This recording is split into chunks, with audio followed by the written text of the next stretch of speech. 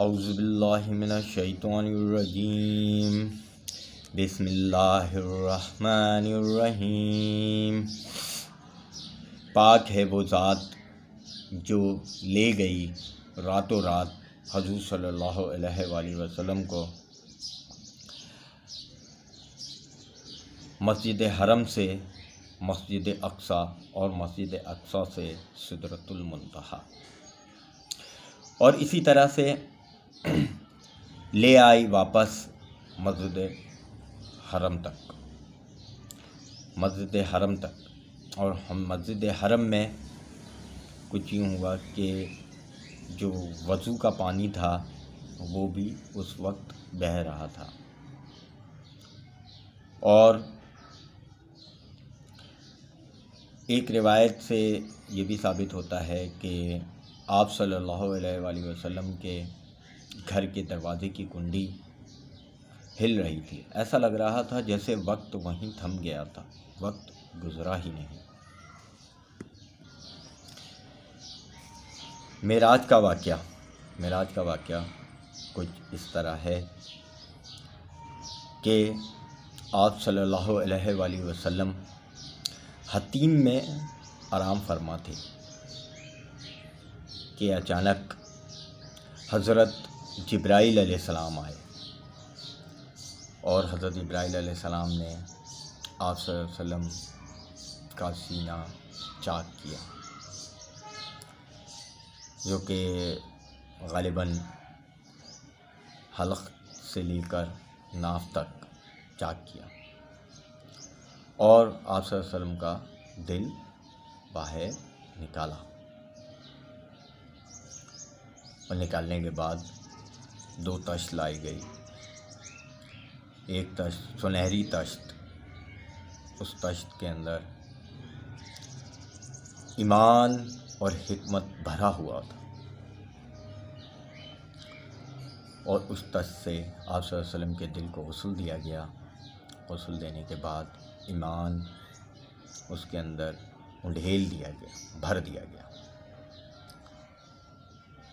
फिर दिल को वापस सीने में पेवस कर दिया गया, और पेवस करने के बाद वो ज़ख़म बंद कर दिया गया। बंद करने के बाद दूसरे तश्त से आब ज़मज़म से सीने से लेकर नाफ तक धोया गया और उसको साफ़ किया गया। उसके बाद एक चौपाया लाया गया,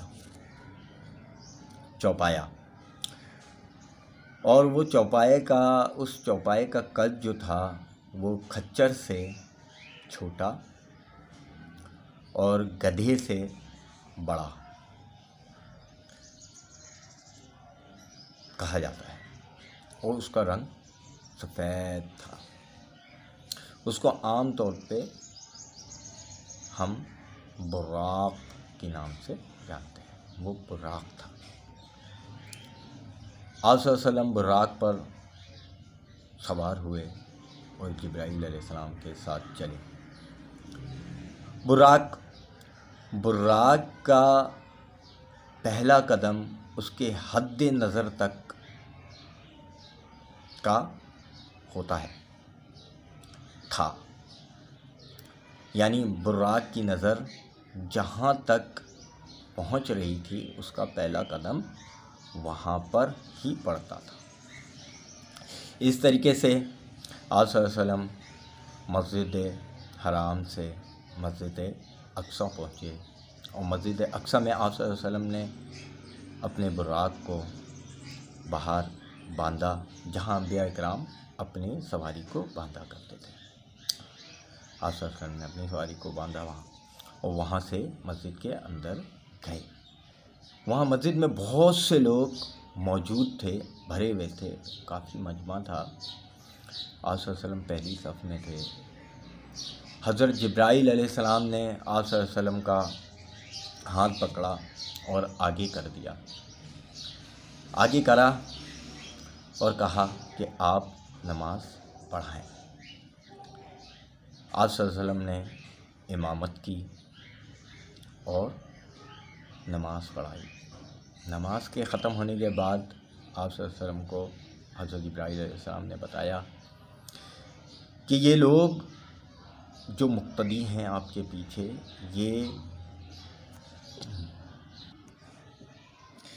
ये तमाम तर लोग अंबिया इकराम थे जो आपसे पहले दुनिया के बाद आए और दुनिया में आप की आने से पहले तक आए। ये अंबिया इकराम थे। असल में तमाम अंबिया इकराम को नमाज पढ़ाई एक इमाम की हैसियत से, और अंबिया इकराम ने मुक्तदी की हैसियत से नमाज पढ़ी। फिर आप सल्लल्लाहु अलैहि वसल्लम वहाँ से पहले आसमान की तरफ रवाना हो गए। वहाँ जब पहले आसमान पर पहुँचते हैं तो वहाँ हज़रत आदम अलैहिस्सलाम मौजूद होते हैं। आप सल्लल्लाहु अलैहि वसल्लम आदम अलैहिस्सलाम को सलाम पेश करते हैं। दोनों के दरमियान सलातो सलाम होती है। सलातो सलाम के बाद आप सल्लल्लाहु अलैहि वसल्लम वहाँ से दूसरे आसमान की तरफ जाते हैं, ले जाए जाते हैं। आप सल्लल्लाहु अलैहि वसल्लम जब दूसरे आसमान की तरफ जाते हैं और पहुँचते हैं, वहाँ हज़रत याहिया और हज़रत ईसा अलैहिस्सलाम मौजूद होते हैं। और इसी तरह से हज़रत ईसा अलैहिस्सलाम और हज़रत याहिया अलैहिस्सलाम सलातो सलाम करते हैं और आप सल्लल्लाहु अलैहि वसल्लम सलातो सलाम करते हैं। उसके बाद आप सल्लल्लाहु अलैहि वसल्लम इसी तरह से तीसरे आसमान की तरफ जाते हैं। तीसरे आसमान की तरफ तीसरे आसमान पर पहुंचते हैं तो वहाँ हज़रत यूसुफ़ अलैहिस्सलाम होते हैं, उनके साथ सलातो सलाम होता है। फिर इसी तरीके से चौथे आसमान पर जाते हैं। चौथे आसमान पर हज़रत इदरीस अलैहिस्सलाम होते हैं, फिर वहाँ से सलातो सलाम होता है। इसी तरीके से पाँचवें आसमान पर पहुँचते हैं। पाँचवें आसमान पर हज़रत हारून अलैहिस्सलाम तशरीफ़ फरमा होते हैं। वहाँ से फिर दुआ सलाम होती है, सलातो सलाम होता है। सलातो सलाम के बाद आप छठे आसमान पर पहुँचते हैं। छठे आसमान पर हज़रत मूसा अलैहिस्सलाम मौजूद होते हैं। वहाँ पर आपकी हज़रत मूसा अलैहिस्सलाम से सलातो सलाम होती है, कलाम होती है। और फिर आप सातवें आसमान की तरफ जाते हैं। जब आप सातवें आसमान की तरफ जा रहे होते हैं तो हज़रत मूसा अलैहिस्सलाम रोने लगते हैं। हज़रत मूसा अलैहिस्सलाम रो रहे होते हैं, रोने लगते हैं। तो उनसे पूछा जाता है, उनसे पूछा गया आपको क्या चीज़ रुला रही है? तो उस पर हज़रत मूसा अलैहिस्सलाम फरमाते हैं कि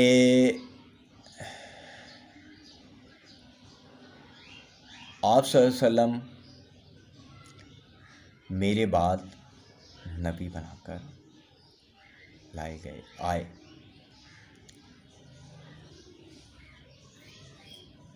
उनकी उम्मत से जन्नत में दाखिल होने वालों की तादाद मेरी उम्मत के मुकाबले ज़्यादा होगी।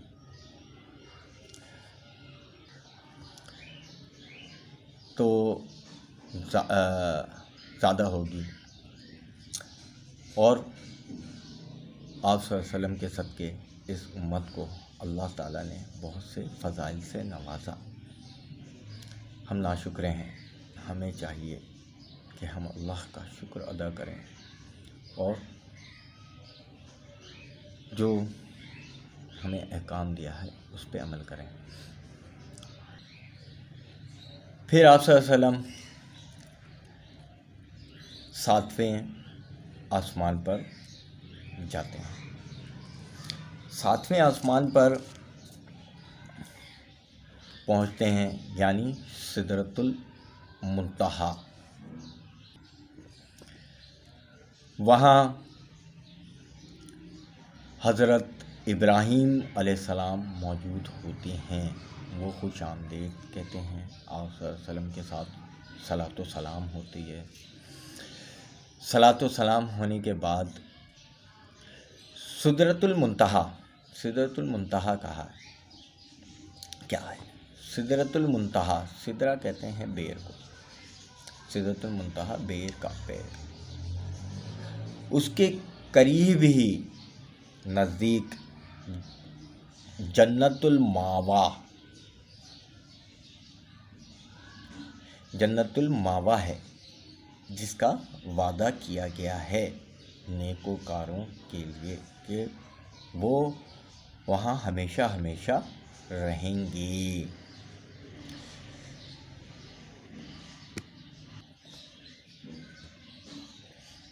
वहीं वहाँ पर बैतुल मामूर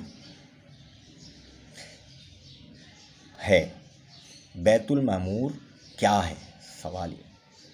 बैतुल मामूर अल्लाह का घर है, यानी खाने काबा। जो खाने काबा की शबी यहाँ है वो असल घर बैतुल मामूर है। तो बैतुल मामूर में एक वक्त में 70,000 फरिश्ते जाते हैं, तवाफ़ करते हैं। और एक फरिश्ता जो वहाँ जाता है, वहाँ से निकलता है, फिर उसकी अब तक दूसरी कोई बारी नहीं आई। यानी कितने फरिश्ते होंगे बैतुल मामूर का तवाफ़ करते हैं? तो बैतुल मामूर खाने काबा को, तो बैतुल मामूर खाने काबा को कहते हैं। और अर्श पे जो खाने काबा है उसकी तवाफ़ कंटिन्यू चलता रहता है। और इसके बाद आपने वहाँ बहुत से और भी नज़ारे देखे। जन्नत को देखा, दोज़ख को देखा, जन्नत की नेमतों को देखा, दोज़ख के अज़ाब को देखा। और देखा कि एक शख्स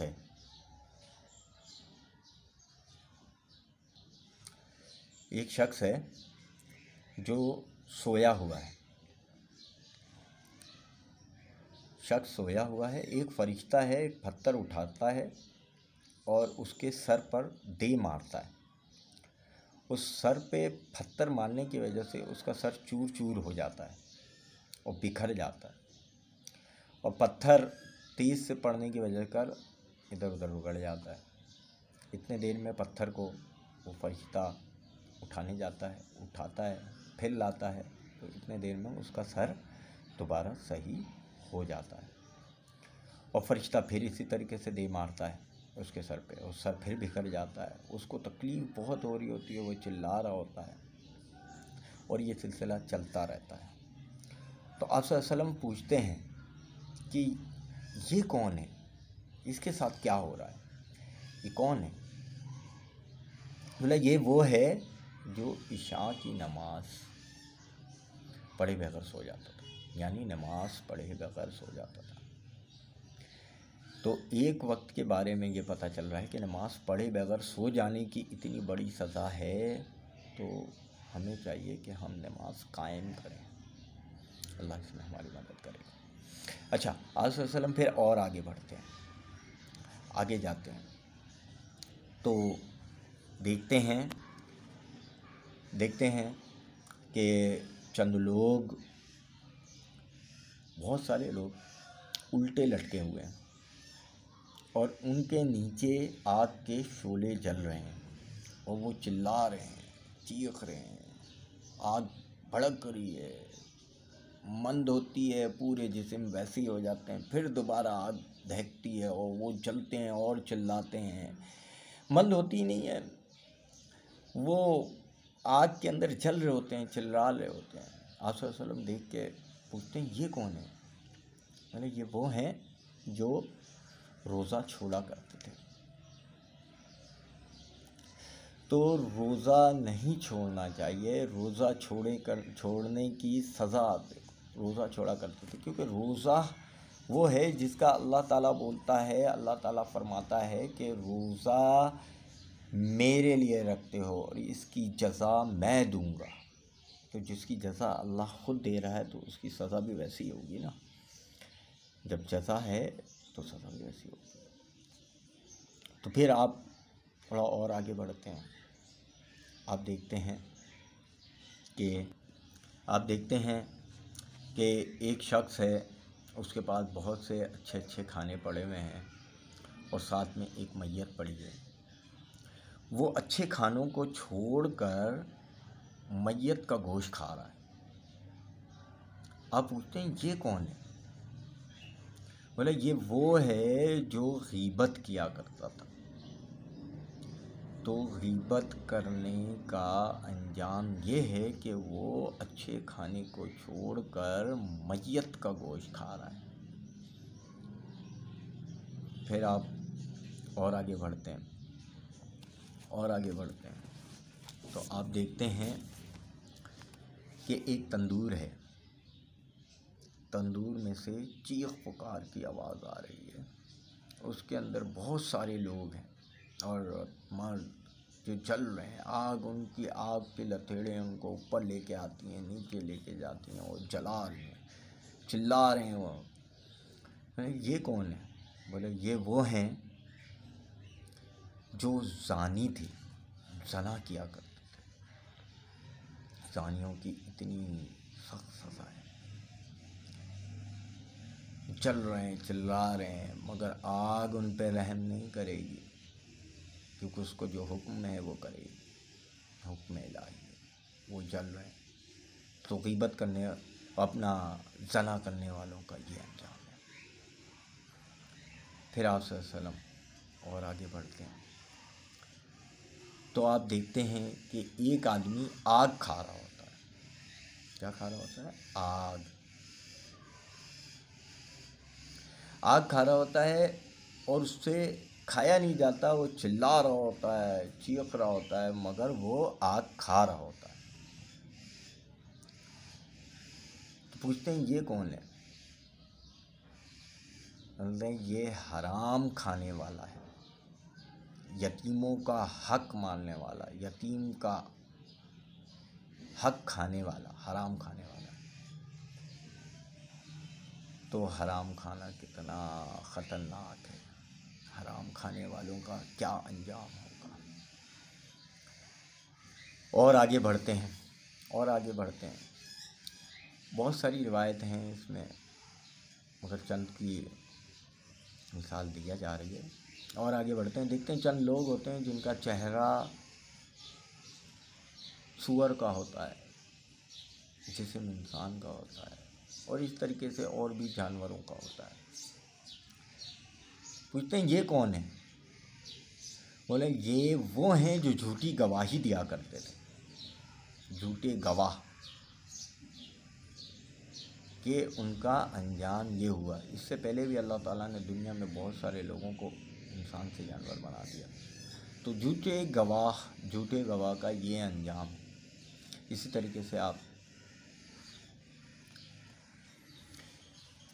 फिर आप सल्लम की और आगे बढ़ते हैं तो जिब्राइल मना कर देते हैं कि मैं इससे आगे नहीं बढ़ सकता। अगर मैंने एक कदम भी आगे बढ़ाया तो मैं जल जाऊंगा। फिर आप सल्लम की अल्लाह से मुलाकात होती है। 7,000 पर्दे हटते हैं और आप सल्लम की अल्लाह से मुलाकात होती है। फिर अल्लाह ताला इनाम देता है। फिर अल्लाह ताला इनामात से नवाजता है। 3 इनामात मिलते हैं, 3 तोहफ़े मिलते हैं। पहला तोहफ़ा 50 नमाज़ें होती हैं, यानी 50 टाइम की नमाज़ें। उसके बाद दूसरा तोहफ़ा सूरह बकरा की आखिरी 2 आयतें। फिर दूसरा तोहफ़ा तीसरा तोहफ़ा अल्लाह ताला आप सल्लल्लाहु अलैहि वसल्लम की उम्मत के गुनाह कबीरा भी बग़ैर तौबा के माफ़ हो सकेंगे, ये तोहफ़ा देता है। तो फिर आप सल्लल्लाहु अलैहि वसल्लम छठे फलक पर आते हैं, छठे आसमान पर आते हैं। छठे आसमान पर हज़रत मूसा अलैहिस्सलाम मिलते हैं। मूसा अलैहिस्सलाम बोलते हैं कि अल्लाह ने इनामात कुछ दिए, तो अल्लाह ने जो इनाम दिया आप सल्लल्लाहु अलैहि वसल्लम बताते हैं कि 50 नमाज़ें दी हैं। मूसा अलैहिस्सलाम फरमाते हैं कि 50 नमाज़ें तो बहुत ज़्यादा हैं, आप जाएं और इसको कम कराएं। आप सल्लल्लाहु अलैहि वसल्लम जाते हैं, उसको कम करवाते हैं, अल्लाह ताला कम कर देता है। फिर वो 40 रह जाती हैं। फिर मूसा अलैहिस्सलाम बोलते हैं नहीं, ये भी बहुत ज़्यादा है, आप फिर जाएं। इस तरीके से आप सल्लल्लाहु अलैहि वसल्लम जाते और आते रहते हैं, और दर्जा बदर्जा नमाज़ें कम होते होते 5 रह जाती हैं। आप सल्लल्लाहु अलैहि वसल्लम 5 टाइम की नमाज़ लेकर आते हैं। मूसा अलैहिस्सलाम फरमाते हैं कि ये भी बहुत ज़्यादा है, आप जाएं और कम कराएं। आप सल्लल्लाहु अलैहि वसल्लम फरमाते हैं कि मुझे हया आती है, मुझे अब शर्म आती है, तो मैं नहीं जा सकता। मूसा अलैहिस्सलाम फरमाते हैं कि मेरी उम्मत पर 2 नमाज़ें फ़र्ज़ की गई थी, मेरी उम्मत ने वो भी नहीं पढ़ा। तो आप सल्लल्लाहु अलैहि वसल्लम ने 5 नमाज लेकर